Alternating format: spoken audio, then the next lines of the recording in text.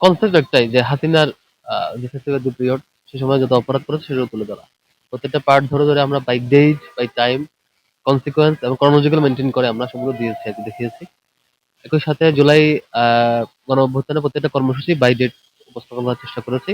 টর্চারের visual presentation দেওয়ার চেষ্টা করেছি অ্যানিমেটেড ভিজুয়াল মধ্যে দিয়ে। এটা মূলত জাতিকে স্মরণে রাখা। জুলাইটা যে যাত্রাটা এত সহজে হয় নাই। দীর্ঘ ১৫-১৬ বছরের লম্বা যাত্রার মধ্য দিয়ে হয়েছে সেটা জানানো। এত সুন্দর একটা আয়োজন করলো, সেই সুন্দর একটা আয়োজনের সাথে সাথে আপনাদের অন্যান্য ছাত্র সংগঠন কারা কারা আপনাদের সাথে এটাকে স্বাগত জানিয়েছে, যদি একটু বলতেন।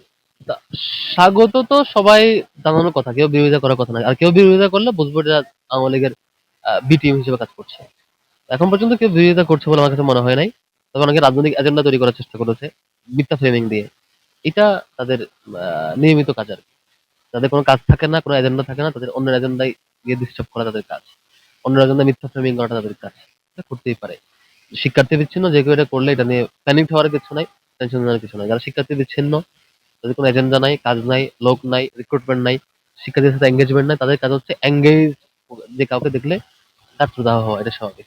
সর্বশেষ প্রশ্ন আপনার কাছে, সেটা হচ্ছে যে বিচারিক হত্যাকাণ্ড, এই যে বিচারিক হত্যাকাণ্ডের শিকার যারা হয়েছেন তাদের ছবিগুলো আপনারা প্রদর্শনীতে রেখেছিলেন, কিন্তু সেইটা যারা সরালো তারা কি আওয়ামী লীগের বি টিম না? আমি এভাবে বলবো না। আহ, বা আমি বরং বলবো আহ, তারা সব মানে যারা বিরোধিতা করেছে তারা সবসময় করবে, তারা করতে থাকবে। আর আমাদের জায়গায় আমরা সত্য কথা বলতে থাকবো।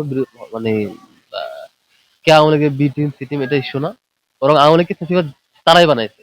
আমি শুধু বি টিম বলবো এরকম না, এটা আওয়ামী লীগকে ফেসিবাদ তারাই বানাইছে এবং তাদের অপরাধ ঢাকার জন্য অনেক স্ট্র্যাটেজি নিতেই পারে নিক, কিন্তু আমরা সত্যটা বলবো।